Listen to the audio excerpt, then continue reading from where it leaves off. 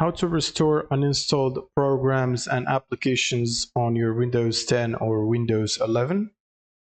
First, you will need to click on the Start button right here and then search for Recovery, and then click on the first result, which will open up this page right here. Then click on Open System Restore, and it should open up this window.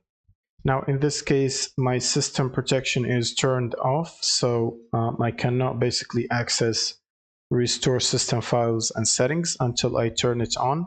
And to turn it on, you want to click on this link right here, which says system protection. It should open up this window. Now, as you can see, all of my hard drives, the protection is turned off, so you want to turn it on for your main hard drive where your programs are installed. So click on Configure right here and then switch this to Turn on System Protection, and then click on Apply and OK. And now it changed to on. You can do this to other hard drives as well where you have important stuff installed. And from here you can click on Create to create a restore point for this moment right now, so that whenever something goes wrong, you can basically go back to this point of time and recover everything.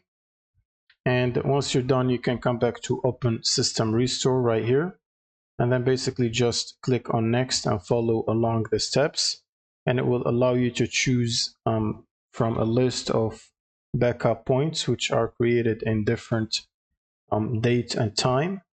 And these usually have to be created before doing stuff or deleting stuff, so you can basically go back and recover the system or the applications that you have uninstalled. And it's pretty useful to create. So when you open this window, it should tell you whether there are restore points available or there is no restore points, as you can see right here for my case, because it was turned off.